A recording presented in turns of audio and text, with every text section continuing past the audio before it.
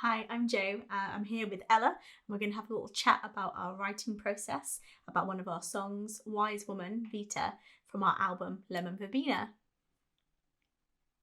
So Ella, one of the things that I loved about the way that we collaborated on the album was that we could react really organically with each other.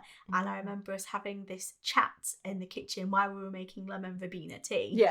And I can't remember if one of us maybe had a little sore throat or something, or whether we were just talking. That was about... probably me. Yeah, because you All were the singing so I much. was doing so much singing, it was starting to go. Yeah, Yeah. and you told me this wonderful anecdote about your nanny, and I just... Oh yes, because we were talking about kind of cures and maybe you were getting a cold, maybe that was it. That might have been and it. I just went garlic and honey. Yes. Garlic and honey. Like crush a clove of garlic onto a spoonful of honey and swallow it. Don't chew it, swallow it.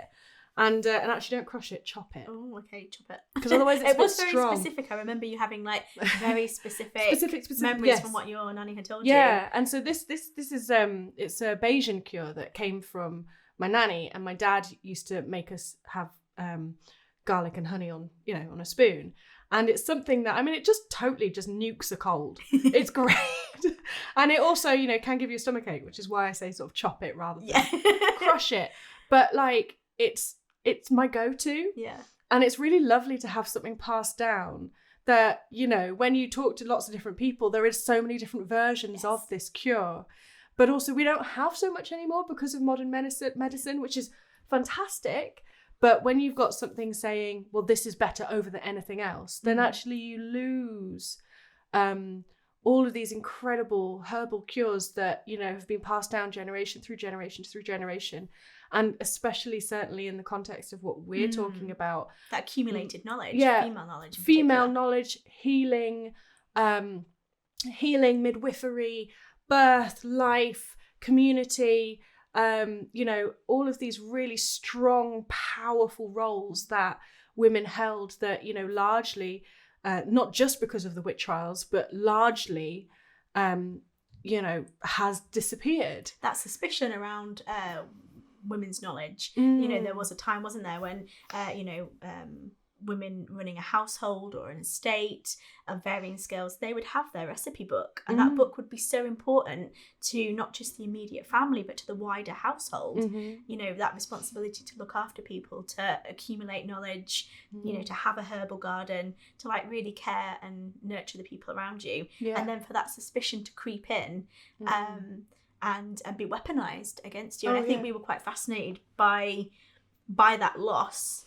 But also we wanted to celebrate the accumulation of that, and that really was sparked by you remembering that memory of your nanny. Yeah. And I remember we just sat down at the piano and we just had honey and garlic, and that had sort of become a bit of a refrain. And it was just such a beautiful process because we were, literally side by side, and we were just coming up with lines, and you were reacting musically, and it was just a beautiful flow, wasn't it? It was so organic. Yeah.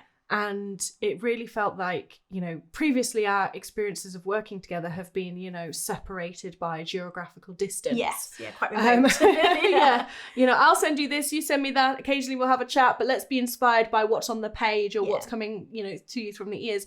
And I felt that actually our physical presence, being able to be close to each other by the piano, and react instinctively and react, so quickly, that it really shaped it. And actually it shaped it to a point that we weren't really able to recognize what was happening, because we knew it was happening, but we also musically were like, what is this? It was totally weird. Because normally we've reacted differently on different songs, but like generally I will write something and then pass that on, and then we'll have back and forth and we influence each other a little bit, but kind of having those roles. Whereas I feel with Wise Woman, Vita, it's very much that kind of that intuitive kind of instantaneous response, which was really magical, because that specifically came out of us being on that residency together, having this, like, we'd had a build up of creative energy, hadn't we? We were like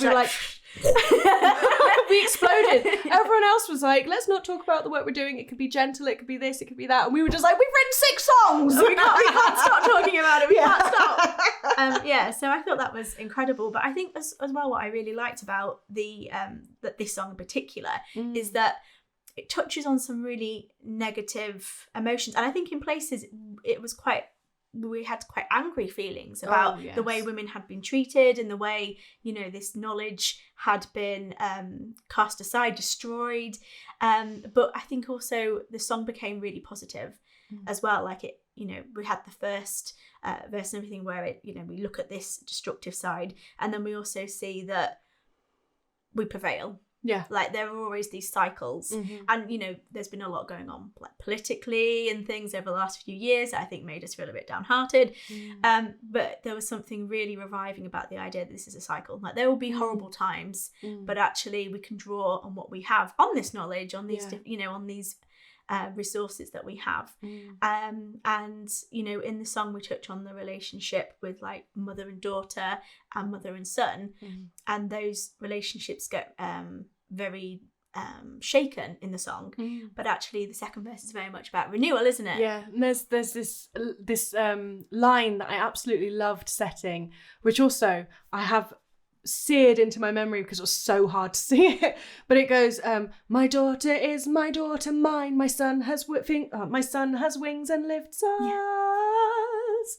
And I just love singing that bit, because it's just like, after all of this stuff that's going on, you could just go, there's sort of a freedom to it. And the idea of being an ally, the within the song, the daughter is very much, they're trying to turn her ear from her mother. The idea that you have to be different as a woman, you need to conform to the ways that are safe. And so I thought that was interesting that we would sort of turn her back. And also with the son, within the song, it turns into a falcon, this kind of predatory, masculine creature on a leash. Yes. So he's also very bound by the norms, but in the second half of the song he's able to use those to like lift his mother and sister. And I thought that for me was really really heartwarming, really important, because as much as I feel upset and like moved by these things, I also really love that we often have quite positive energy. And and so this song just felt like the perfect melding of everything that we love to do, because it was, historical women, unheard voices, but it was also part of our lived experience, that beautiful sharing with your nanny. And like, it made me think of all the things that I've learned from my mum and, my nan and different older women. And then the research that I'd done with my poetry collection Cures, it just brought together like everything that in one song. And that lived experience being, I know I spoke about the witch trials and, this severing of knowledge of our history and our ancestry. And certainly for me, a lot of that will come through the transatlantic slave trade and, that severing and colonization, what's happening around the world that is so based upon, that is so from this colonization and this recent history that has just, really broken a lot of things, but also we're in a period of real awakening.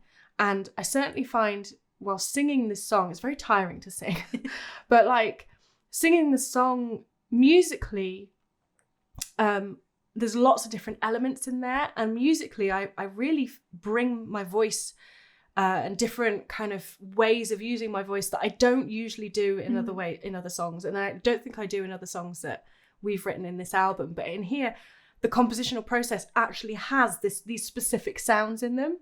And that's really interesting for me, because it's a way that I've not worked before. Usually it's a case of I write a song and hand it to someone else and say, do what you will.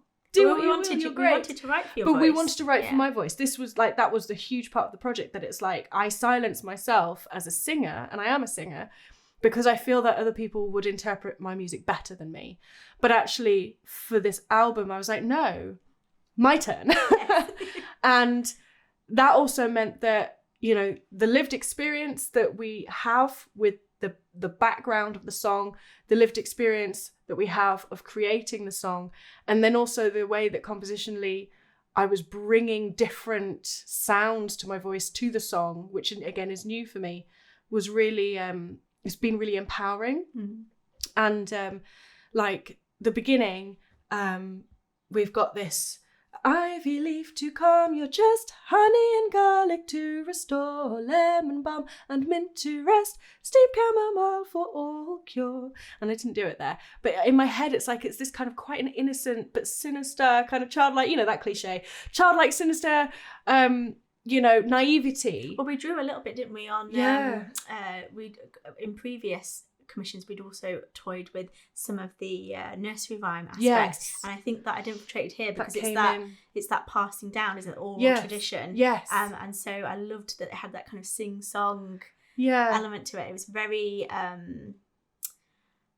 it just really drew us in. It was I felt it was a real earworm, and once I had it I couldn't stop singing that to myself, and then it explodes. And then it was nice because I do think the song does have different moods within it, like it's a cohesive piece, but you know, it takes you from, because often we have these things, like I'm thinking of Ring a Ring of Roses, for example, which actually have quite deep, you know, they reference back to quite sad things, you know, and to like, you know, passing on knowledge. I mean, essentially a warning. And I liked that this had a kind of little echo of that feeling, that kind of nursery rhyme feel. It's really interesting, actually, just that the song is actually 2 songs mashed together, and Wise Woman is the one that we wrote on the residency, but the second song, which actually has kind of brought its way in and really married really beautifully, was something that I was playing with when we went on a different residency. It was, yes. You and I went on a different residency. And unfortunately, there was some harm done on this residency. And it went a little bit wrong. And I wrote this kind of little bit thing out of anger. I was so angry. And I wrote this bit of music, which has kind of quite powerful belting and has my voice higher up than it's ever, like in a chest voice higher up. And like, I still to this day don't know if I can actually do it, but just the challenging of myself to sing that because of the real raw power and feeling that came out of it. And then realising that it worked so beautifully within Wise Woman as a kind of a call to action or a release of emotion. Quite serendipitous. Yeah. And it felt like a real, like you say, the cycle. It felt like a real cycle. Making something positive out of something negative, our negative experience, and having this positive resolution that kind of brings us into this song.